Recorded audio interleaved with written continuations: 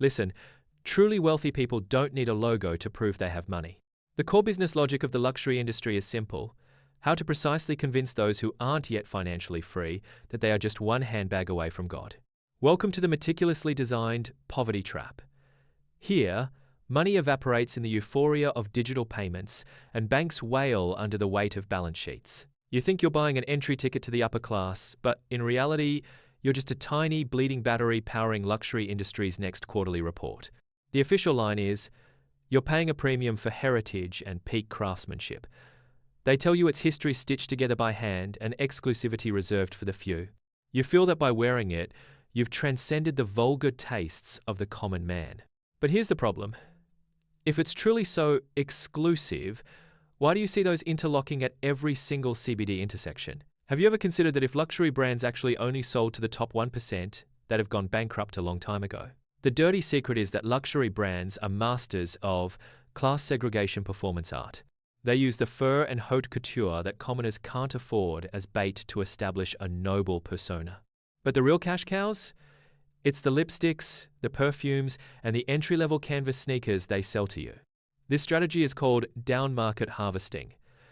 They weaponize your insecurity to create the illusion that saving 2 months' salary can get you a touch of high society. You think you're consuming art, but you're actually paying a massive admission tax for mass-produced industrial goods that cost less than 1/10 of their retail price to make. And what's more terrifying is that to keep you stuck in this trap, they've started manipulating your status anxiety. Welcome to the ultimate Hunger Games of the Veblen Effect. Psychology reveals a brutal truth. The lower someone's social standing, the more they tend to use conspicuous consumption as a shield for fake respect. Luxury brands know this. The poor need the logo as body armor more than the rich ever will. The result is a chain reaction collapse. You max out your credit for a bag, then find yourself forced into expensive dinners just to match the shoes. You're trapped on the status treadmill, running faster and burning cash just to stay in the same place, all while paying rent to a CEO in a Parisian mansion. You're not buying status, you're paying interest on poverty. Imagine the peak of this absurdity. You walk into that air-conditioned store, dripping with premium fragrance.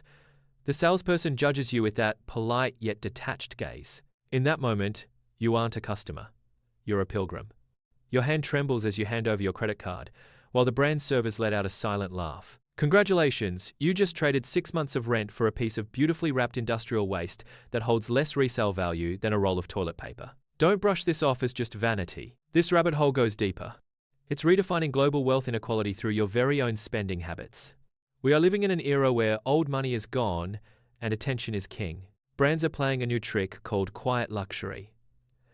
They tell you the truly wealthy don't wear logos anymore. It's a genius harvest. Just as the middle class finally saves enough for a big logo, they declare logos out and promote understated $2,500 plain grey cashmere sweaters. This invisible barrier makes the class divide harder to cross than ever. By manipulating aesthetic standards, luxury giants are indirectly stripping the middle class of their financial resilience. When the next crisis hits, that expensive crocodile skin bag won't even buy you a ticket to a safe harbor. The truth is, luxury is designed for those who want to be rich, not those who already are. They don't sell status, they sell the thirst for status. And as long as that thirst exists, this trap will keep spinning. Next time you walk through those revolving doors, ask yourself, do you actually want that item, or do you just want the way people look at you when you own it?